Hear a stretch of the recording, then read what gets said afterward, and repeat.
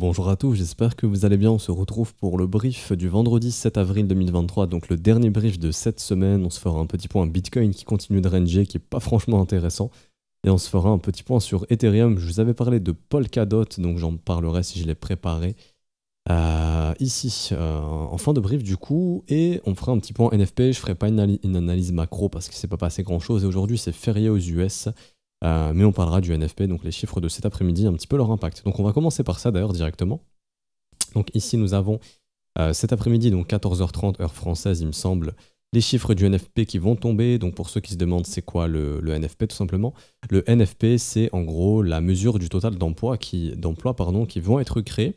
Donc quand les chiffres montent, ça veut dire qu'il y a beaucoup d'emplois qui sont créés et techniquement ça peut induire une baisse du chômage. Pas forcément obligatoire, mais assez généralement. Et quand le chiffre baisse, et donc là actuellement on a un consensus qui est plutôt baissier, on est en train de pricer une baisse du NFP, ça signifie qu'on aurait du coup une baisse de la création d'emplois. Donc ça, c'est ce qui peut indiquer une augmentation du chômage, donc c'est ce que la Fed essaye de trouver actuellement, une augmentation du chômage pour aider l'inflation à continuer de baisser. L'inflation qui est actuellement, si on en croit, Trouflation ici qui continuerait de baisser et qui serait sur un léger rebond, donc ça il faudra surveiller ici. Ici en gros c'est un site qui vient répertorier le calcul de l'inflation lui-même. Donc la Fed disait que l'inflation baissait et c'est réel. Maintenant on est sur peut-être un petit rebond, il faudrait surveiller. Et du coup une hausse du chômage ne serait pas plus mal. Par contre une hausse du chômage n'est pas forcément hyper positive. Pourquoi? Parce que ça peut être aussi un indicateur de récession. Donc c'est bien d'avoir justement une inflation qui continue de baisser, mais l'inflation est déjà plus ou moins maîtrisée en fait avec les taux actuels qui sont qui sont à 5% et qui vont continuer de monter probablement. Donc en fait pour l'instant l'inflation continue de baisser. Si jamais l'inflation n'arrivait pas à baisser, peut-être que ce sera le cas dans les prochains mois, à ce moment-là on aurait plusieurs possibilités, soit maintenir les taux hauts et essayer d'espérer qu'on ait une hausse du chômage, ou alors continuer de monter les taux. Mais là actuellement en fait ce qu'il faut se dire c'est que le NFP il est beaucoup regardé comme un indicateur de santé économique pour l'économie américaine, et quand le NFP il diminue tout simplement, ça peut justement augmenter le chômage. Et la dernière fois que ça arrivait, quand vous regardez, c'était pendant la phase Covid, puisque oui, il y a des millions de gens qui se sont retrouvés au chômage, sans travail, à la maison. Et c'est ce qui fait qu'ici que le NFP s'était effondré, pour ça que c'était un peu catastrophe, que la planche à billets derrière est arrivée pour soutenir tout ça, qu'on a une autre bull market, etc. Mais là actuellement on n'est pas du tout dans le même environnement, la planche à billets elle n'est plus là. Donc si la planche à billets n'est plus là pour soutenir et qu'il y a beaucoup de gens qui commencent à être au chômage, c'est un indicateur de récession. La courbe des taux est déjà en train de nous indiquer une récession depuis pas mal de temps, on sait qu'elle arrivera.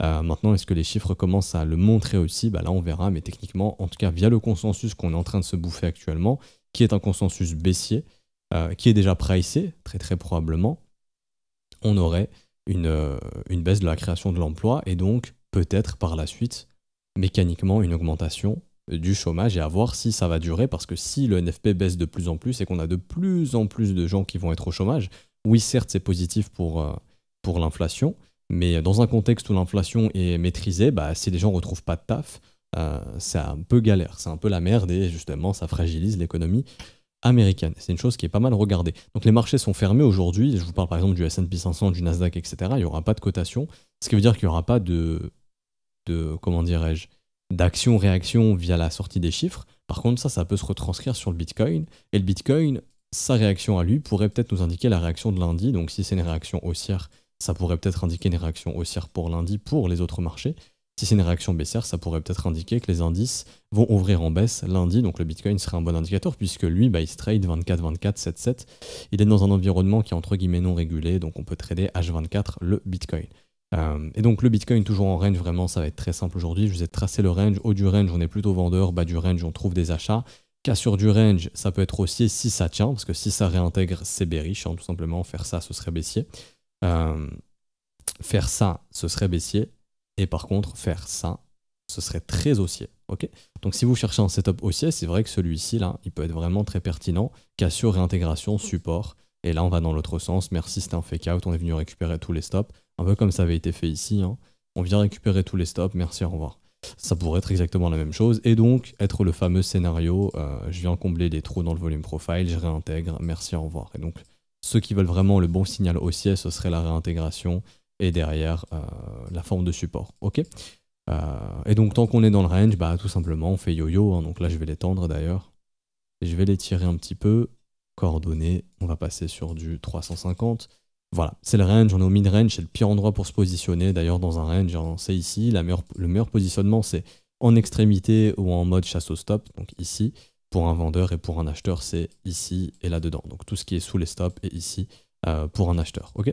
Pas grand-chose d'autre à dire sur BTC, même en daily, on le voit, ça range. Une cassure pour moi, vraiment une cassure avec clôture au-dessus des 29 180, c'est boule. Une clôture sous 26 525, c'est un signal bear qui nous indiquera probablement retour sur les 25 200 et ensuite on verra s'il y a du jus pour aller plus bas. Niveau order flow, il n'y a pas grand chose à dire. Ici sur BTC, les open interest continuent de monter, donc les gens continuent de se leverager de plus en plus. Actuellement, ce qu'il faut comprendre, c'est que tant qu'on évolue sous les 28 090 $ à peu près, c'est les acheteurs qui sont underwater, donc les acheteurs qui sont en perte. Par contre, si le Bitcoin commence à venir au-dessus des 28 090, il faut s'attendre à un squeeze. Et donc le squeeze, tout simplement, c'est la liquidation des stocks qui sont en train de s'accumuler ici. Donc ça serait un retour dans les 28 400, voire 28 500 minimum. Ok. Donc c'est simple, si court terme on arrive à casser ici, tous les mecs qui sont en train de shorter là, ils sont coincés et leur liquidation et leur stop, ils se trouvent où? Ils se trouvent ici.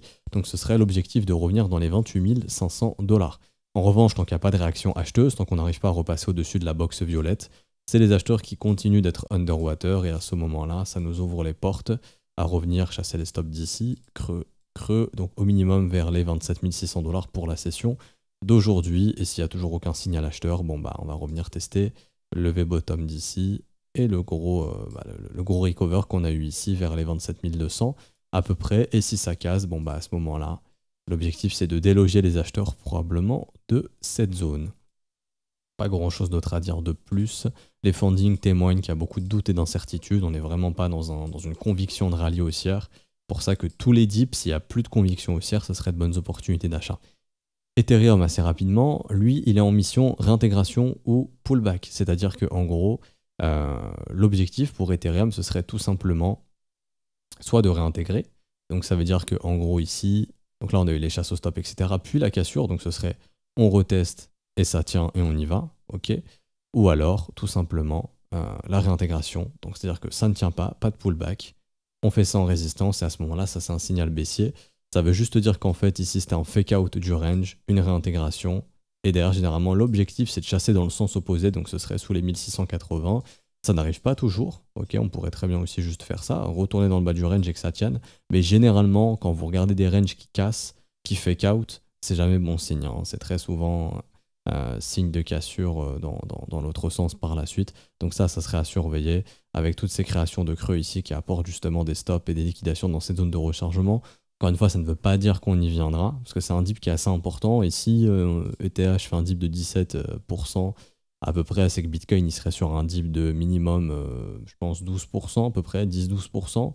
Bon, ça correspond un peu à la zone des 25 000, mais ça voudrait dire que ETH BTC baisse beaucoup. Ça reste à voir. Donc ça, en fait, ici, c'est juste pour matérialiser le fait que 1 creux, 2 creux, 3 creux, 4 creux, ça crée des stop-loss qu'on peut venir chercher plus bas.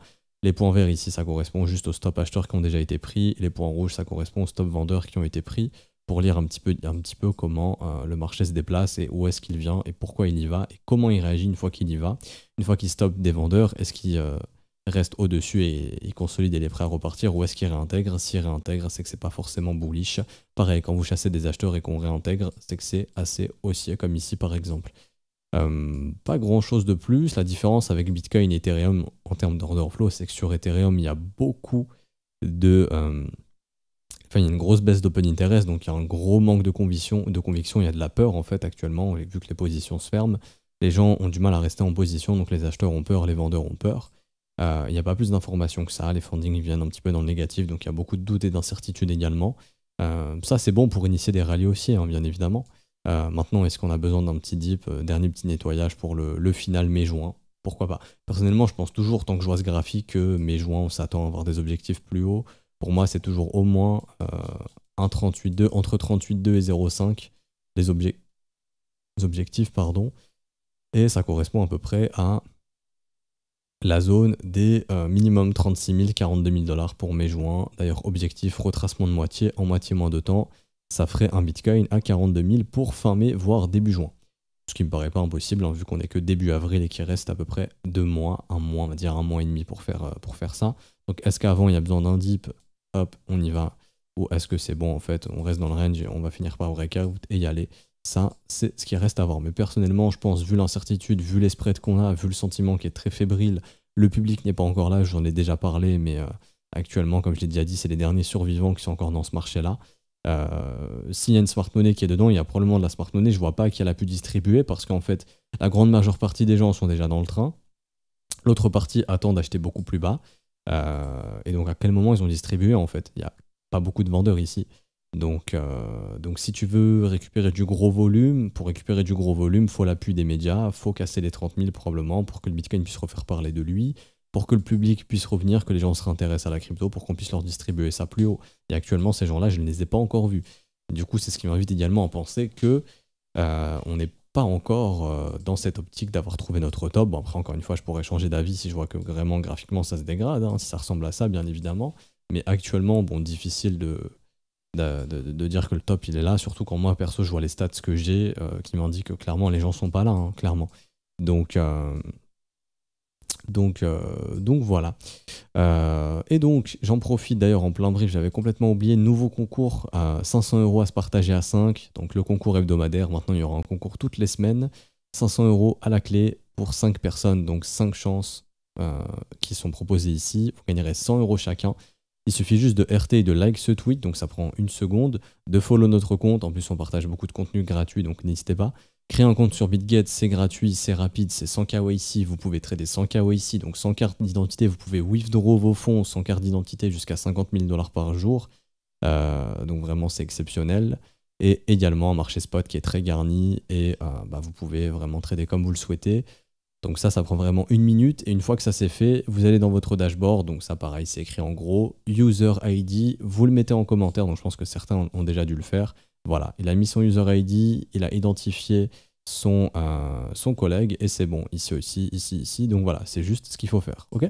Ça prend 2 minutes, c'est gratuit pour participer, et une fois que vous êtes inscrit à ce concours, vous serez éligible aux autres concours. Donc là, en gros, maintenant, c'est un concours hebdomadaire, toutes les semaines, tous les vendredis, je pense, je vous fais un concours de 500 € en partenariat avec BitGet, donc n'hésitez pas, ça prend 1 minute, et si vous ne gagnez pas celui-ci, vous pourrez peut-être gagner le prochain, et si vous avez gagné celui-ci, vous pouvez même potentiellement gagner encore.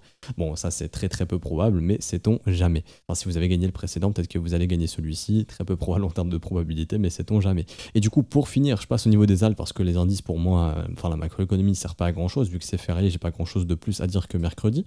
Et pour revenir sur DOT, donc, DOT, le dilemme maintenant, la question c'est est-ce qu'on est capable de maintenant faire un creux ascendant? C'est-à-dire qu'en gros on est venu ici, un creux, est-ce qu'on est capable de faire le creux ascendant, chose qu'on n'a pas réussi à faire pendant tout ce bear market, ok? On a eu un creux ici, un deuxième creux, est-ce qu'on a réussi à casser du sommet? Non. Derrière, triangle rouge, signal baissière, réintégration, merci, au revoir. Donc là, est-ce qu'on va en être capable ou pas? Si on en est capable, c'est une bonne chose, ça veut dire que la dynamique change un petit peu et qu'on n'est plus dans une dynamique qui ressemble à ça, mais dans une dynamique qui peut ressembler à plutôt ça. Après, bien sûr, on pourrait redevenir baissier, hein, mais ça indiquerait du retracement. Et là, le développement de prix qu'on a sur ce second creux, il est plutôt intéressant, puisque c'est du range, en fait, tout simplement. Donc si tu es acheteur de range ici en hebdomadaire, tu es acheteur dans le bas du range. Donc ça veut dire que, grosso modo, la zone d'achat pour un acheteur, elle est où? Elle est tout simplement, là je mets mon petit template range ici, c'est dans la zone à peu près des 5,46 $ jusqu'aux 5,17 $. Donc ça serait intéressant de surveiller la réaction du prix. Et si ça réagit bien, derrière on pourrait avoir W, donc creux ascendant avec W dans un W. Donc là je vous invite à checker un petit peu ce que historiquement ça déclenche ce genre de structure. Donc par exemple ici, hein, mais grosso modo, pump, creux ascendant, dans un W, pam, breakout, accélération. Bon, on serait pas dans cet environnement parce que 2021, c'était l'environnement, les milliards sont injectés dans la crypto, il y a des stablecoins imprimés en milliards. On est post-halving du Bitcoin, donc tout va bien. Non, là actuellement on n'est pas du tout dans cet environnement, mais ça pourrait indiquer un retracement, tout bêtement, tout bête et méchant pour moi, à peu près. Hein. Je pense que l'objectif ce serait pourquoi pas de venir chercher les résistances ici, les petits sommets qui nous attendent vers les 9-10 $, donc ce serait toujours une bonne plus-value, ça ferait un achat dans les 5,30 on va dire, avec un objectif de profit dans les 9,80, avec un stop-loss en cas de cassure des 5 $. Donc ça fait des risques-reward très avantageux. Quand je passe en daily actuellement, on est en train de voir que on a un petit creux ici qui s'accumule avec un deuxième, donc ça vaudrait le coup Peut-être pourquoi pas d'avoir une petite chasse de ces deux petits creux ici pour revenir justement dans le bas du range. Là c'était le précédent support, trouver une entrée proche de ce support, stop loss en 4K sur du creux pour aller chercher derrière plus haut, pourquoi pas. Et là on voit également que sommet, sommet, sommet, on est en train de créer beaucoup de stops également un petit peu plus haut, donc l'objectif, acheter ici, une zone de profit ici, voire même une deuxième zone de profit plus haut au-dessus de ce sommet pour prendre ses profits là-bas vers les 8,20$. C'est un petit peu l'optique que j'ai actuellement sur DOT, sur Polkadot, qui est assez sympa, et je pensais pas en parler aujourd'hui, mais j'ai vu ça tout à l'heure avec les élèves, donc autant vous le partager. Il y a l'End aussi qui graphiquement est dans la même configuration, c'est-à-dire qu'en gros, voilà, pareil. Sauf que lui, il y a un creux en plus, donc il y a un premier creux, un deuxième, là il y a le troisième qui se crée. Ce qu'on attend, c'est enfin des cassures de résistance, qu'on n'a pas encore pour l'instant. Donc casser cette zone déjà, ça serait une bonne chose, là, cette résistance ici. Et ça permettrait de donner vie aussi à la structure W comme ça, sachant qu'il y en a déjà eu un. Ce qui serait super, et sachant qu'on aurait aussi une structure ici. Donc même exemple, ici comme DOT, on est dans du range. Ici, donc je vous mets le petit setup de range, tac. Objectif, essayer d'acheter le bas du range. Quand je passe en daily, je vois que ici il y aurait une bonne zone support et que si on veut venir chasser les stops de cette zone, ça nous ramènerait vraiment dans le bas du range, donc ça donnerait vraiment une bonne opportunité ici. Avec un objectif de revente, là il y a plein de sommets qui s'accumulent, vous voyez, sommet, sommet, sommet. Donc ça serait un petit peu plus haut. Et même ici, là vous voyez, il y a plein de sommets qui s'accumulent, sommet ici, sommet ici. Donc l'objectif, ce serait de revenir également un petit peu plus haut vers les 103$, donc ça ferait un achat dans les 60 avec un objectif de revente dans les 100, voire peut-être même plus haut par la suite, mais bon là ça serait du swing, donc ce serait pas trop dégueulasse honnêtement. Donc l'End qui a surveillé, surtout en fait graphiquement vraiment où il est, tant qu'il perd pas pour moi le creux des 63 centimes, des 63$, pardon, il est vraiment intéressant pour pourquoi pas revenir vers les 120$ à peu près. Au cours de mai-juin, sachez que c'est la saisonnalité, une fenêtre de top d'ici mai-juin, généralement les rallyes se calment à la fin juin parce que c'est la fin du trimestre en fait. Et c'est souvent à ce moment-là qu'il y a les départs en vacances institutionnelles et que les volumes sont un peu plus faibles. Et c'est généralement le dernier vendredi. Si vous regardez le pump de 2019, il s'est terminé le dernier vendredi de juin. Donc là, ça ferait en gros un objectif de saisonnalité haussier jusqu'à à peu près le dernier vendredi, ce serait le 30 juin, pardon. Donc ce serait à peu près le 30 juin, le dernier vendredi. Donc ce serait à peu près la fenêtre haussière qu'on aurait pour cette année. Donc on va dire jusqu'à la semaine de début juillet à peu près. Donc voilà, d'ici là, il peut se passer pas mal de choses si on fait ça pour une fenêtre haussière et derrière peut-être rentrer dans des plus gros ranges jusqu'à ce qu'on ait l'halving du Bitcoin et des résolutions haussières par la suite, des gros ranges d'accumulation, ce qui n'est pas impossible, ok. Donc voilà, c'était pas prévu mais je vous ai fait l'end. D'ailleurs, n'oubliez pas la vidéo de la newsletter, elle est disponible, c'est gratuit pour l'avoir, le lien il est en description en commentaire, newsletter Le Trône. Vous cliquez ici, vous mettez votre mail, c'est gratuit, je m'inscris et 15 minutes après vous recevez la vidéo d'analyse dans votre boîte mail. Si vous la voulez aujourd'hui, dernier jour pour l'avoir aujourd'hui, et sinon je la mettrai publiquement je pense demain ou dimanche, donc elle sera dispo demain ou dimanche, mais si vous la voulez maintenant et que vous voulez avoir les prochaines analyses aussi en exclusivité, parce que je ne les mets pas sur YouTube direct, hein, j'attends minimum 7 à 8 jours avant de la mettre sur YouTube, l'analyse, bah vous l'avez directement ici, ok. Donc on s'arrête ici pour aujourd'hui, j'espère que ça vous aura plu. Si c'est le cas, n'hésitez pas à laisser un petit pouce bleu, vous abonner si ce n'est pas déjà fait, à nous rejoindre sur Discord, je vous mets le lien en description et en commentaire. Également, si vous souhaitez rejoindre l'école, c'est le dernier moment pour le faire via le Patreon, donc tout ce qui est paiement bancaire et Paypal juste ici, pour rejoindre l'école, donc avoir accès à la formation exclusive, avoir accès aux briefs qui sont exclusifs, aux analyses exclusives, aux setups exclusifs, aux indicateurs aussi exclusifs, qui sont dispo pour certains membres de l'école, donc n'hésitez pas à nous rejoindre. On est en début de mois, on est dans les derniers jours de début de mois, donc c'est le dernier moment pour nous rejoindre ici via Patreon, donc n'hésitez pas. Et si jamais, vous pouvez nous rejoindre à tout moment via les modalités crypto, donc c'est tout ce qui est paiement BNB, Ethereum, USDT, USDC, BUSD. En plus de ça, dans l'école, vous avez toutes les datas de liquidation qui sont partagées tous les jours. Et donc, pour rejoindre via les modalités crypto, pardon, c'est dans le salon bienvenue ici, vous avez les adresses, vous avez les montants juste ici. La modalité c'est en BNB, Ethereum, USDT ou USDC ou BUSD. Ça prend 2 minutes ensuite faire le transfert sur une de nos adresses. Si vous avez un doute, vous nous envoyez un message, ok, et on vous aide. Si vous avez déjà procédé au transfert, vous nous envoyez le TXID au professeur, on est en haut à droite. Vous pouvez l'envoyer aux 3 professeurs, on est 3, il n'y a pas de problème. Et du coup, vous pouvez sans problème nous envoyer le TXID. Une fois que c'est fait, on vous valide votre rôle élève et vous avez accès à l'école et à tout son contenu en une journée. C'est fait, donc généralement 1 à 2 heures, vous avez votre rôle. Vous pouvez aussi lire les témoignages des élèves dans témoignages école. Juste ici, on a pas mal si ça vous intéresse. Ok. On s'arrête ici pour aujourd'hui. Bon week-end à tous. On se retrouve donc, je pense, lundi. Bon week-end. Ciao, ciao.